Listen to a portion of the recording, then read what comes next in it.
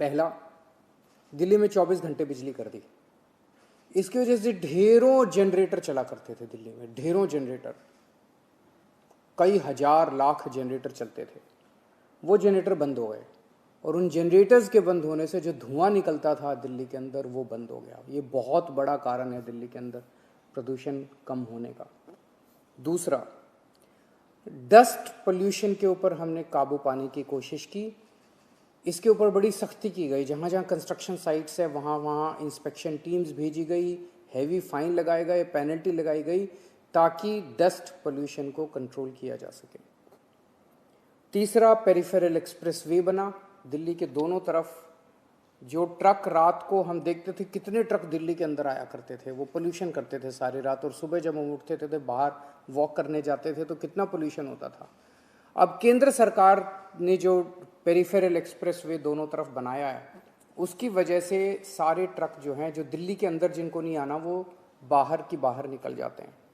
चौथा, 2 thermal power plant थे दिल्ली में, जिन कोयले से बिजली बनाने वाले, जिनकी वजह से हवा के अंदर छोटे छोटे कोयले के कण चले जाते थे, वो आपकी सेहत के लिए बड़े ख़राब होते थे। वो दोनों थर्मल पावर प्लांट बंद कर दिए गए। आज दिल्ली पूरे देश का अकेला ऐसा राज्य है जहाँ के अंदर कोई थर्मल पावर प्लांट नहीं है।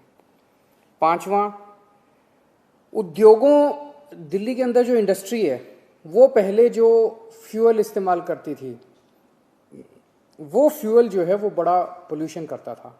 हमने सारी इंडस्ट्रीज़ के अंदर वो पोल्यूशन बंद कर दिया, पोल्यूशन वाला फ्यूल, और अब 100% इंडस्ट्री दिल्ली के अंदर पाइप्ड नेचुरल गैस इस्तेमाल करती है, जिससे प्रदूषण नहीं होता। ये भी बहुत बड़ा एक काम किया गया। ट्री ट्रांसप्लांटेशन पॉलिसी लाई गई। जब भी कोई बड़ा प्रोजेक्ट होता है, मान लीजिए सड़क बननी है, तो पता चलता है इतने पेड़ काटने पड़ेंगे। अब विकास के लिए कई बार काटने भी पड़ते हैं, लेकिन हम ट्री ट्रांसप्लांटेशन पॉलिसी लेके आए कि इतने बड़े बड़े पेड़ अगर उनको काट दिया जाए तो ये एक तरह से हमारे लिए नुकसान है। कई 100 साल पुराने पेड़, उन पेड़ों को अब काटा नहीं जाएगा। उन पेड़ों को वहाँ से उखाड़ के कहीं और, दिल्ली में कहीं और उनको लगा दिया जाएगा, ताकि पेड़ों का नुकसान ना हो सके, पेड़ कम ना हो। ग्रीन दिल्ली ऐप बनाया गया। इसमें अभी तक लगभग 23,000 शिकायतें आई हैं।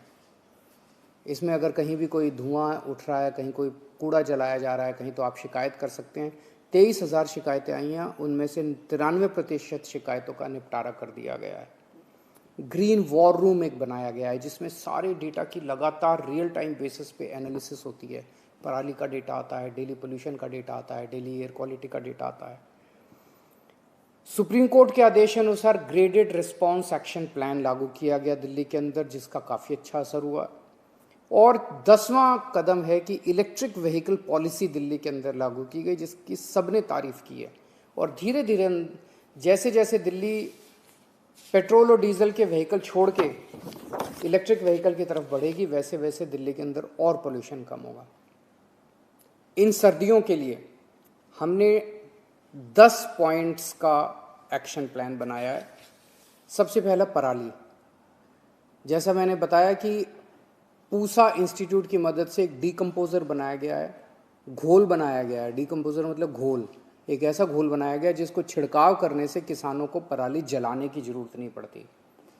दिल्ली के अंदर ये सरकार मुफ्त में छिड़काव कर रही है, सारे किसानों के लिए मुफ्त में छिड़काव कर रही है। ये एक छिड़काव जो है ये पंजाब सरकार भी कर सकती है, हरियाणा सरकार भी कर सकती है, उत्तर प्रदेश सरकार भी कर सकती है, उनको भी करना चाहिए। दूसरा, एंटी डस्ट कैंपेन जो हमारा है उसको और सुदृढ़ किया जा रहा है। 75 टीमों का गठन किया गया है पूरी दिल्ली के अंदर। ये 75 टीमें जाके जो जहाँ जहाँ कंस्ट्रक्शन चल रही है वहाँ पे मुआयना करेंगी, और अगर कहीं पे भी डस्ट पाया जाता है तो उस पर हैवी पेनल्टी लगा के उसको डस्ट को कंट्रोल किया जाएगा। तीसरा, कूड़ा जलने को रोकने के लिए हमने 250 टीम्स की पेट्रोलिंग चालू की है। कहीं भी अगर कूड़ा जलता हुआ पाया जाएगा तो इसको रोका जाएगा और उसके ऊपर फाइन किया जाएगा। चौथा, पटाखों के ऊपर बैन लगा दिया गया है। पटाखे खरीदने और बेचने दोनों पाबंदी है। पांचवा, स्मॉग टावर। आपने देखा होगा कि देश का पहला स्मॉग टावर दिल्ली में बना है। बहुत सक्सेसफुल इसके नतीजे आ रहे हैं। कुछ दिन और इसका अध्ययन करेंगे, अगर सक्सेसफुल अच्छा रहता है तो इसको दिल्ली के और कई सारे हिस्सों में लगाया जाएगा।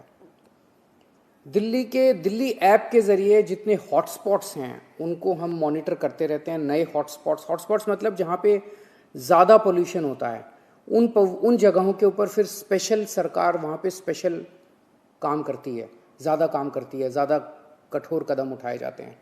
ऐसे हॉटस्पॉट्स पे लगातार निगरानी रखी जा रही है और स्पेशल टीम्स बनाई गई हैं इन हॉटस्पॉट्स को ध्यान में रखने के लिए। ग्रीन वॉर रूम जो है उसको और सुदृढ़ किया जा रहा है। यूनिवर्सिटी ऑफ शिकागो और GDI पार्टनर्स के साथ मिलके प्रोग्राम मैनेजमेंट यूनिट बनाया गया ग्रीन वॉर रूम के लिए और 50 नए पर्यावरण इंजीनियर्स की भर्ती की गई है। ग्रीन दिल्ली ऐप जो है इसका लगातार इस्तेमाल किया जा रहा है और ग्रीन दिल्ली ऐप के ज़रिए आप भी इसको डाउनलोड कीजिए। कहीं अगर आपको दिखाई दे कि कहीं पे कूड़ा जल रहा है या कहीं पोल्यूशन है, आप हमें बताइए, हमारी टीम वहाँ तुरंत पहुँच के उसके ऊपर कार्रवाई करेगी। इको वेस्ट पार्क, देश का पहला इको वेस्ट पार्क दिल्ली में बनाया जा रहा है 20 एकड़ में। ये जो वेस्ट के फैलने से जो प्रदूषण फैलता है उसको करने के लिए वेस्ट पार्क दिल्ली के अंदर बनाया जा रहा है और वाहनों से होने वाले प्रदूषण को कंट्रोल करने के लिए 64 ऐसे सड़कों का चिन्हित किया गया है, आइडेंटिफाई किया गया है जहाँ पे ज़्यादा जाम लगते हैं और उसकी वजह से पोल्यूशन होता है। वहाँ पे जाम को रोकने के कदम उठाए जाएंगे। PUC पोल्यूशन अंडर सर्टिफिकेट जो हैं उनको कठोरता से जांच करने के लिए लगभग 500 टीमों का गठन किया गया है और 10 साल से ज़्यादा पुराने पेट्रोल और 15 साल से ज़्यादा पुराने डीजल व्हीकल्स को स्क्रैप करने का अभियान चलाया जा रहा है। ज़्यादा से ज़्यादा जनता की इसमें भागीदारी सुनिश्चित की जाएगी। पोल्यूशन को कंट्रोल करने के लिए एक जन अभियान चलाया जाएगा। वो जन अभियान में क्या क्या होगा इसको मैं कुछ दिन के बाद, उसकी सारी प्लानिंग की जा रही है, एग्जीक्यूशन की तैयारी की जा रही है। कुछ दिन के बाद मैं वो जन अभियान की आपके सामने रखूँगा और हम चाहेंगे कि दिल्ली की जनता बढ़ चढ़ के पोल्यूशन कंट्रोल करने में मदद करे। मेरी केंद्र सरकार और आसपास के राज्यों से अपील है, नंबर 1 कि पराली को अब जलने से अपने को रोकना पड़ेगा। किसानों का कोई कसूर नहीं है, किसान मजबूर हैं पराली जलाने के लिए, सरकारों को आगे आना पड़ेगा। अगर दिल्ली सरकार कर सकती है तो बाकी सरकारें भी कर सकती है। जैसे दिल्ली सरकार फ्री में सारे किसानों के खेतों में छिड़काव कर रही है इस घोल का, बाकी सरकारें भी अपने अपने किसानों के खेतों में छिड़काव करें। दूसरा, NCR से दिल्ली आने वाले व्हीकल्स जो हैं उनको भी CNG में कन्वर्ट किया जाए। तीसरा, NCR एरिया में चल रहे सभी उद्योगों को, उनको भी उद्योगों के अंदर अब ऐसा NCR के इलाके में फ्यूल ऐसा इस्तेमाल किया जा रहा है जो कि प्रदूषण फैलाता है, उसको भी PNG में कन्वर्ट किया जाए।